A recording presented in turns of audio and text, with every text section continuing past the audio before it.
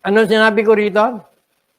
Hindi lahat na naglilingkod sa Diyos ngayon is acceptable.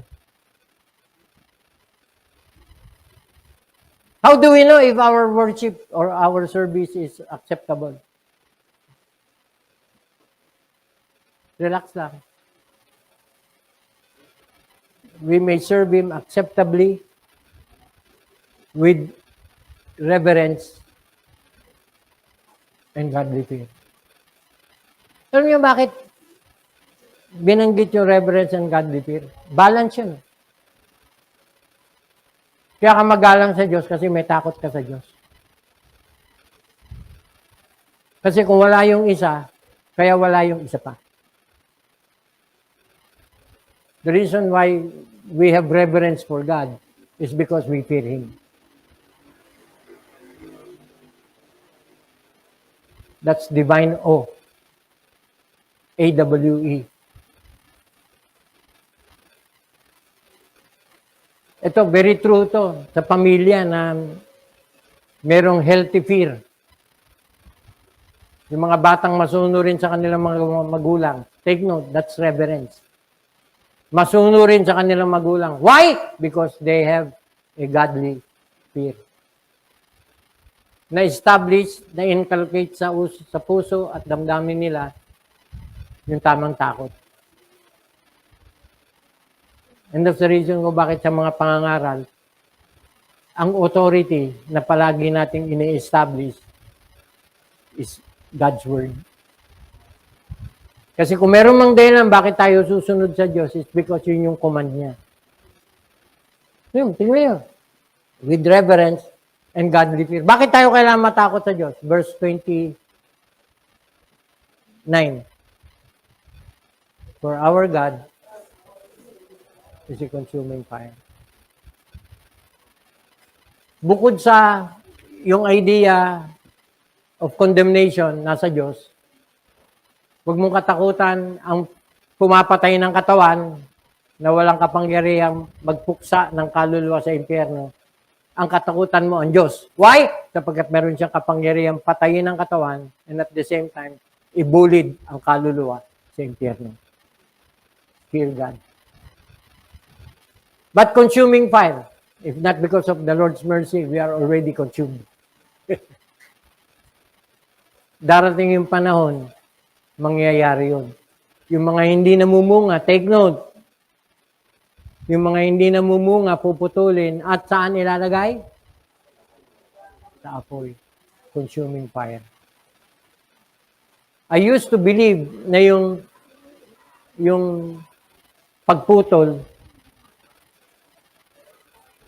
is a symbolism of being cut off from the relationship. Pero hindi. There is no such thing as being cut off from the relationship. Kasi kung ikaw ay tunay na anak ng Diyos, ang mga tunay na anak ng Diyos mapapatunayan sa pamamagitan ng kanilang pamumunga. Eh, paano yung mga hindi namumunga? Yun yung mga nakakabit lang pero walang buhay. Kaya merong some will depart from the faith. Sila yung mga tuyong tuyong, ano sa Tagalog ang branch? Sanga.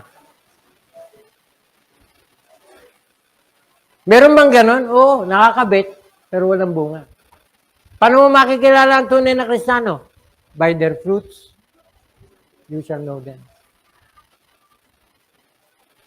So yung mga hindi namumunga, nakakabit lang, bahagi ng simbahan, kasama sa samahan, pero walang tunay na buhay.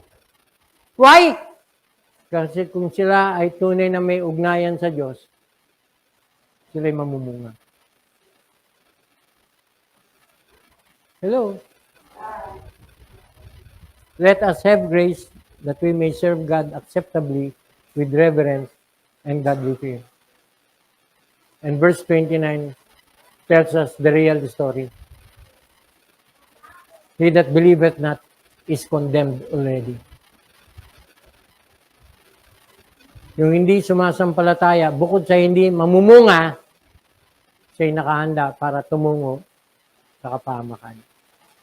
Kaya ngayon, habang nabubuhay tayo, lalo na kung sinasabi nating Kristiyano tayo, ngayon nating patunayan sa ating sarili. Sa ating sarili, hindi sa iba. Patunayan natin sa ating sarili na ako nga ay Kristiyano. Paano natin malalaman yun? You are taking your relationship with Christ seriously. Kasi kung tunay kang anak ng Diyos, serve Him. Acceptably, with reverence, and godly fear. Hello? So, hindi ka lang basta simba ng simba. Those who take God seriously will serve Him acceptably. Sisiguraduhin mo na yung pagsisimba mo ay meron tamang dahilan. Ba't ka ba nagsisimba? Kasi gusto ko sumamba. Hello? So yung pagsamba is not just going to church. Yung pagsisimba is taking your relationship with Christ seriously. Kaya yung pagsisimba ko, isang paraan yun na gusto ko siyang mabigyang kasiyahan. Gusto ko siyang mabigyang luwalhati. Serve God acceptably with reverence and godly fear. Kaya every time nakakapakinig tayo sa salita ng Diyos, natuturuan tayo ng ating tungkulin, responsibilities. Kaya makikita nyo, chapter 13, let brotherly love continue. Ano sinasabi diyan? As believers, we are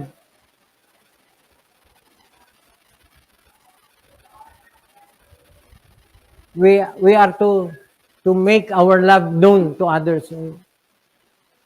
Let brotherly love continue, verse 1. Be not forgetful to entertain strangers, for there are some who have entertained angels unaware. Seryosohin mo yung paglilingkod. Paano na ano yan? Pag-ibig sa kapwa. Alam nyo, gusto ko sanang isa-isahin itong responsibilidad, pero hahaba tayo masyado eh. Pero, generally speaking, do not be forgetful to entertain strangers. Kasi kung Kristiyano ka, you are taking your responsibility seriously, magiging mabait ka kahit sa hindi mo kakilala.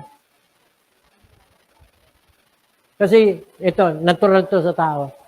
Pag hindi mo kakilala, suplado ka. Nasa likod ng ulo mo, nasa isip mo, di ko kalala to, baka masamang tao to. Tama? Ba't ganun? Baka ka lukuhin. Baka ka pagsamantalahan. Baka ka lamangan. Eh, ang paalala sa atin, kung Kristiyano ka, huwag kang ganyan. Be not forgetful to entertain strangers. Ibig sabihin, give the benefit of the doubt. Maging mabait tayo kahit kanino. Ngayon, kung papaloko ka, that's another story. Kasi hindi naman lahat ng tao manloloko. Hello? Naalala ko tuloy yung kwento na.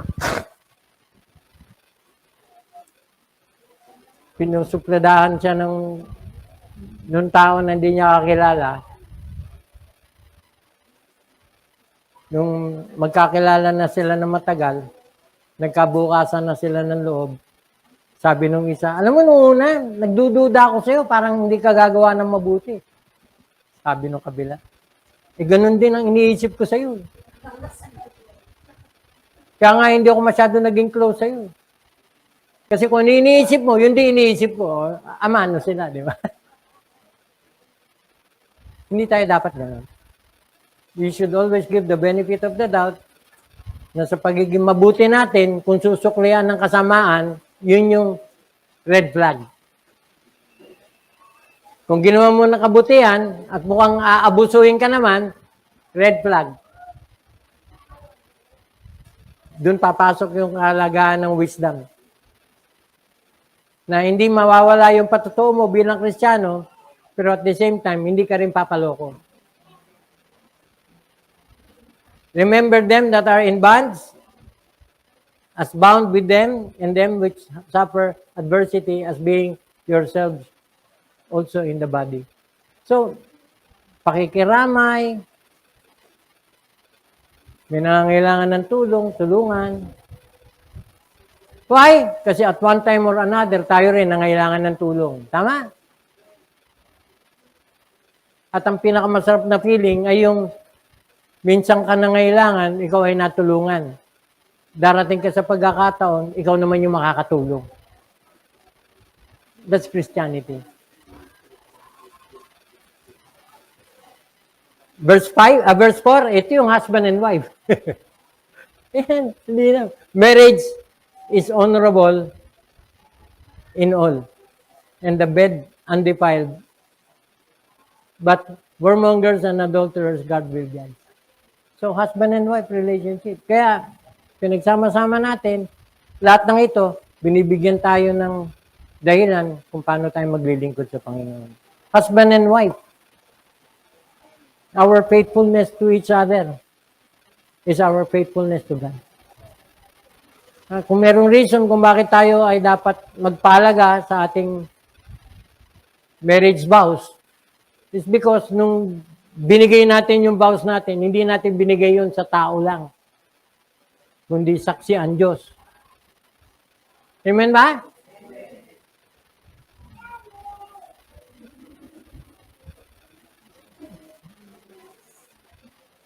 Mukhang balak ng mag-asawa nun.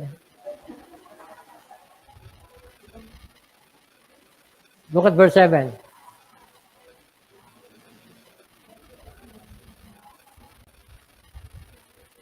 Remember them which have the rule over you, who have spoken unto you the word of God, whose faith follow, considering the end of their conversation. Sino kaya to?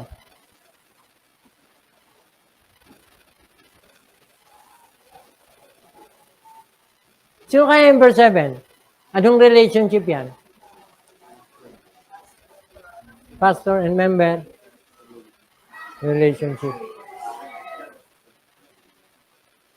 Of course, verse 8 tells us of our relationship with?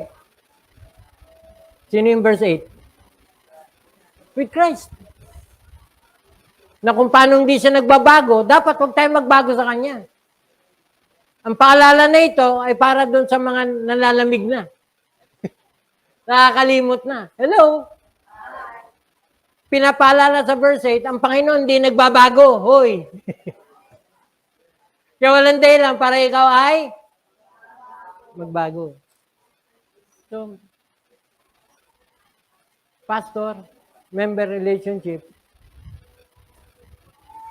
Christian to Lord relationship, pero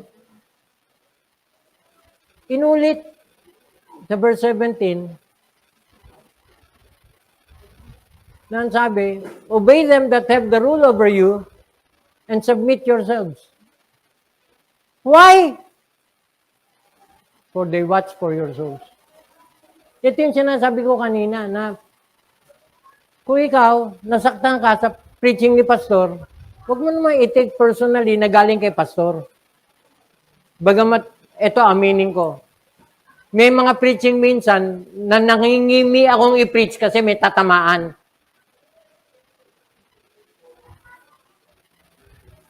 Nangingimi akong i-preach kasi may tatamaan.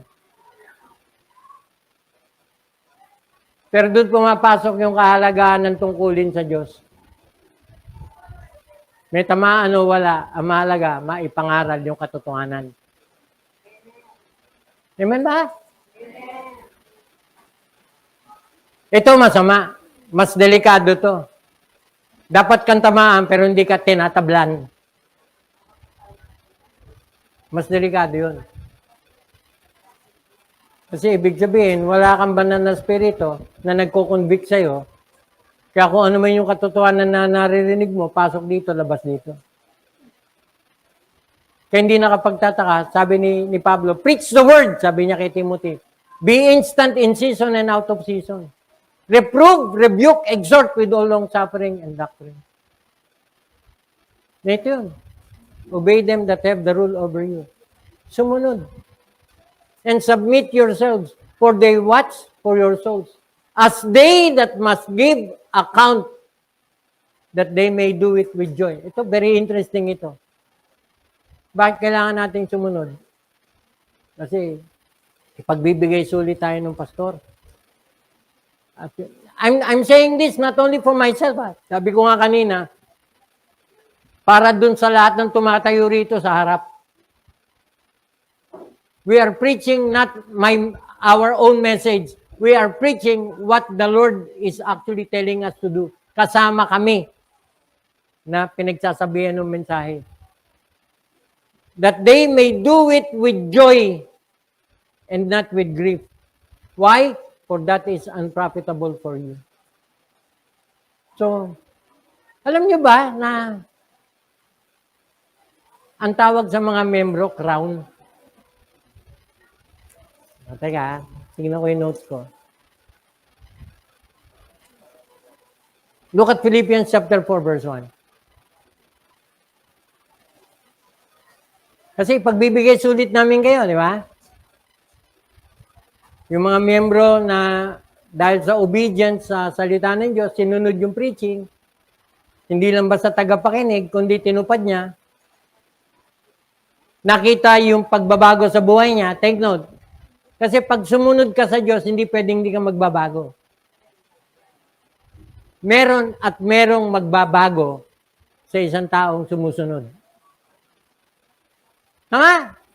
Unang pagbabago sa pag-iisip.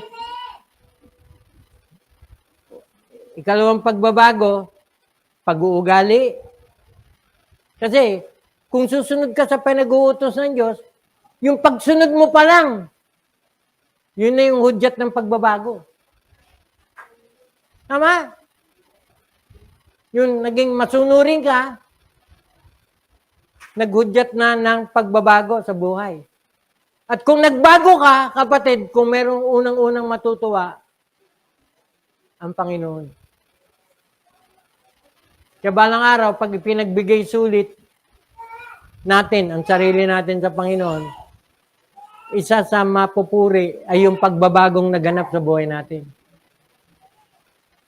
Yung well done, thou good and faithful servant, enter thou into the joy of the Lord. Pero pansinin nyo, Philippians chapter 4, verse 1. Therefore, my brethren, dearly beloved and longed for, pakiguhitan, my joy and my crown. Corona. Bakit corona? Kasi isang buhay na nagbago, bukod sa ikaw ay i-recognize ng Lord na naging masunurin, i-recognize din ng Lord yung mga tao na naging bahagi ng kanyang pagbabago. Kasi sino kaya yung unang i-recognize? Bukod doon sa, well done, thou good and faithful servant. Sino pa? Yung nagturo sa kanya. Palagay ko, kasama dyan yung magulang, na hindi nagkulang. Kanina, pinag-uusapan namin sa sasakyan yung matinong pamamahala sa gobyerno. Napag-usapan namin si Vico Soto. Sino sa palagay nyo ang responsable sa pagiging matino ni Vico?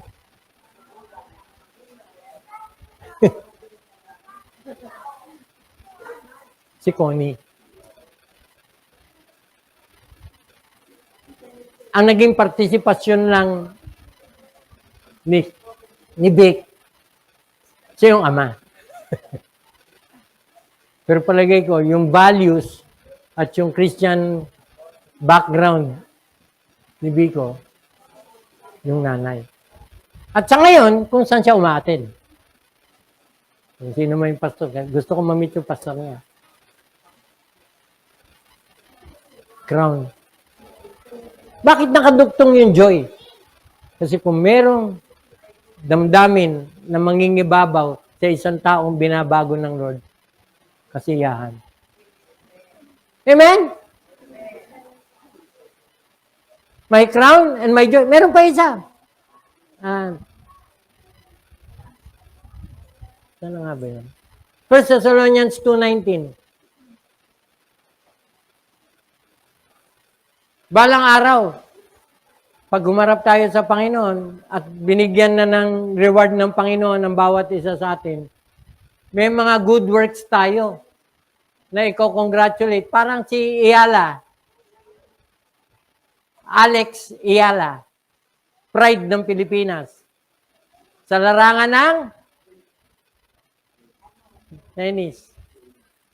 Nung pinaparangalan si Ayala, hindi pwedeng hindi mababanggit yung kanyang coach. Sino yun? Si Nadal. Si Nadal. So, tingnan nyo. For what is our hope? Our joy? Or crown of rejoicing? Anong description doon sa crown? It is a crown of rejoicing. Kasi pag yun ipinutong, may kasamang kagalakan. Alam niyo, maging matino lang kayo, kapatid. Ang dami kong crown.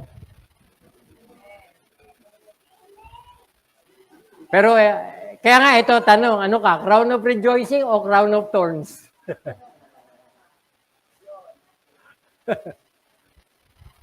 Sa isang masunurin sa Panginoon, hindi ka lang kasiyahan sa simbahan, kundi kasiyahan ka sa tahanan. Magiging pagpapala ka sa iyong mga... Kaya may mga magulang na maliligtas dahil sa pagbabagong makikita sa buhay mo. May mga asawang maliligtas, matatangay mo, madadala mo sa Panginoon dahil sa pagbabagong makikita sa buhay mo. Amen ba?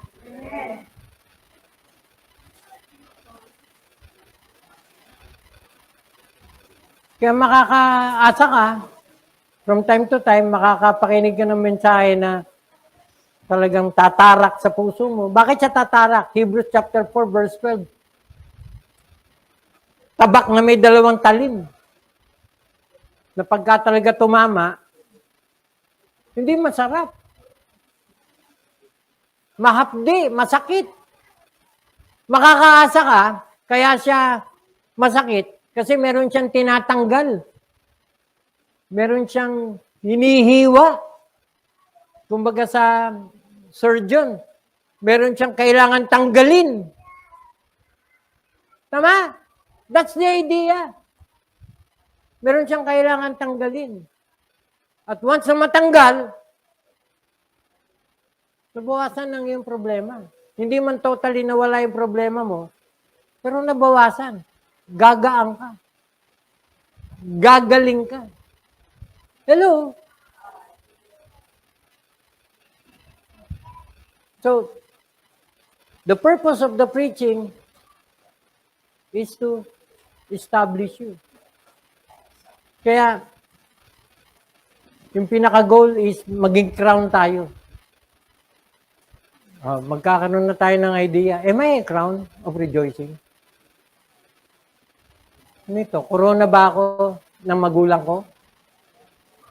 Kasi, sa Book of Proverbs, paulit-ulit na sinasabi, kasiyahan ng magulang ang isang batang masunurin.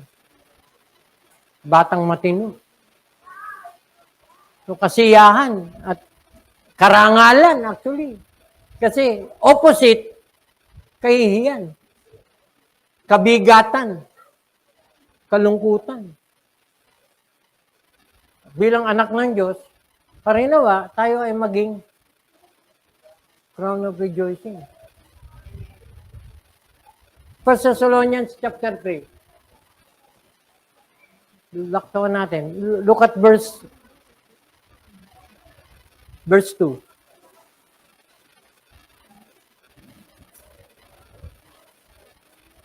Yan. Yun yung purpose ng preaching. Bakit tayo day in, day out, every time nakakapakinig tayo ng salita ng Diyos, ito yung dahilan. In order to, una-una, establish you. Verse 2, to comfort you concerning your faith.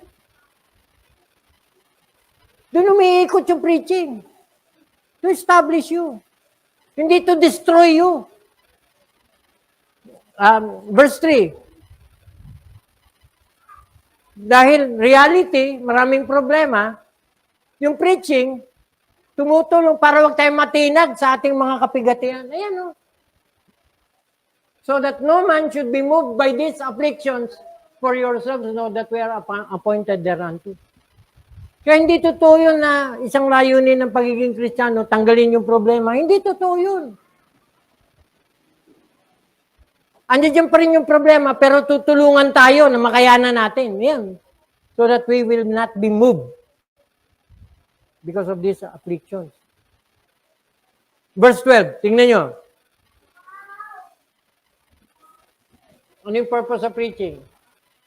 To make you increase and abound in love. Tama ba? Toward one another and toward all men, even as we toward you. Verse 13. Yan. To the end, He may establish your hearts unmovable in holiness before God, even our Father at the coming of our Lord Jesus, with all His saints. To the end, He may establish your hearts unblameable, verse 13, in holiness. Even our Father. Hanggang kailan? Hanggang sa kanyang pagbabalik. May hangganan. Pero hindi tayo titigil hanggat di natin naabot yan. Kaya yung preaching, parang minsan, parang paulit-ulit lang. Why? Kasi meron siyang dapat ma-achieve na goal. Ano yung goal? Yung ating ikapagpapabago. Yan. Unblameable in holiness. Ano yung dapat ma-establish? Yung ating puso. Kaya napakalaga na ang preaching palagi nakatutok, nakatuon sa puso. Why? Kasi we need to obey from the heart. Hello. And we will obey from the heart if we will take these words seriously, consistently. Kaya are you a crown?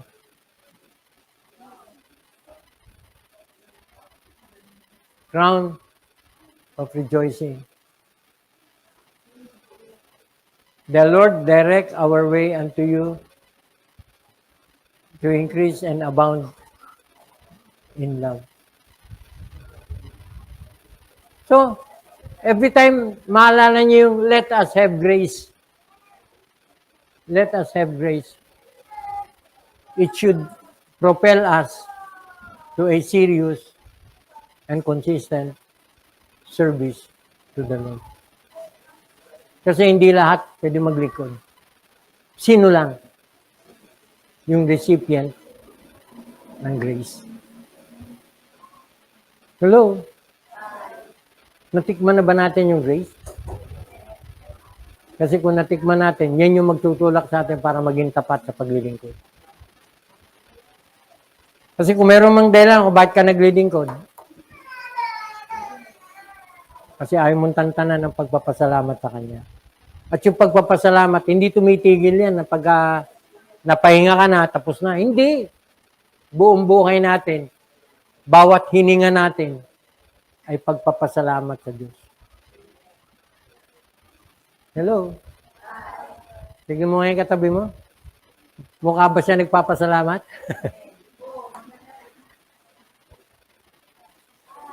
Paano mo malalaman yung nagpapasalamat sa Diyos? May kagalakan. Kasi hindi ka pwede maglingkod sa Diyos na mula sa puso kung masama loob mo. Kasi kung masama loob mo, kita yan. Halata. Kasi hindi mo maitatago ang kagalakan pag nandiyan dyan. Madali malaman ng isang taong nagagalak. maaliwalas. Tama? Pero yung pagdating, ang dilim ng mukha,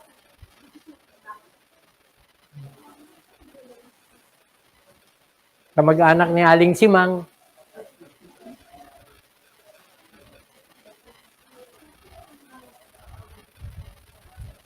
let us have grace. Kasi sakop ng biyaya, realities, relationships, responsibilities. Amen? Nakatulong ba?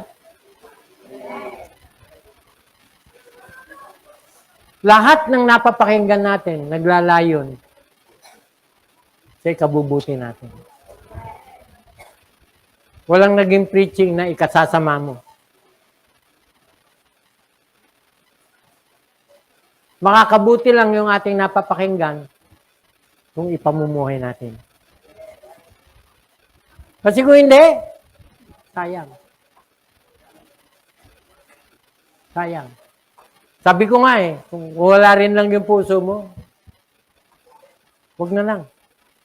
Kasi nag-aksaya ka lang ng oras, nag-aksaya ka ng pagod, nag-aksaya ka ng panahon. Pero kung lahat ng ito, tutuparin at tututuhanin natin sa ating buhay, tignan mo kung ano epekto sa'yo. Kasi yun lang napapakinggan natin to, biyaya na Oo, yung napapakinggan mo. Gagawin mo pa. Susundin mo. Tapos ka na. Tama? Wala ka na mahihiling pa. Why? Kasi hindi mapapantayan ng pinansyal, ng material, na anumang pagpapalang inaasam ng mundo. Yung makakamtan ng isang taong nagpapakatotoo sa kanyang pagmamahal sa Panginoon. Amen ba? Tignan mo ulit yung katabi mo. Sabi mo sa kanya, solve ka na?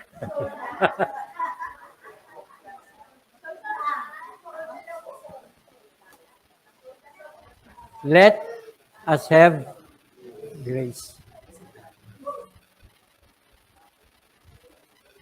Alam nyo, siguro mapapansin nyo, mahilig ako dun sa mag-iwan ako ng mga matatatak.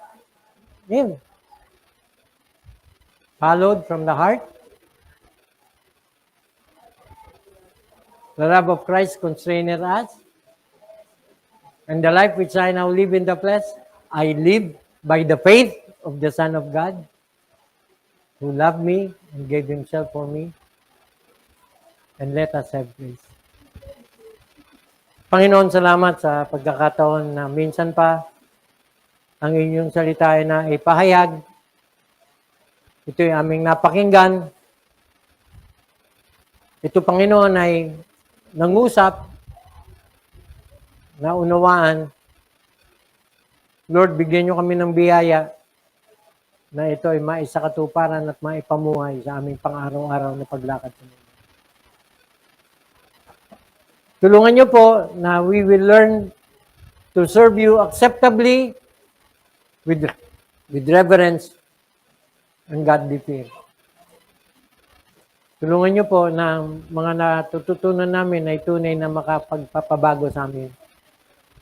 Upang darating ang panahon, Panginoon, it will result to a joyful and triumphant life.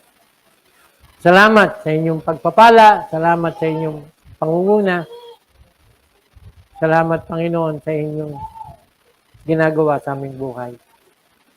Salamat sa inyong salita na pinanggagalingan ng aming kalakasan. Salamat, Panginoon.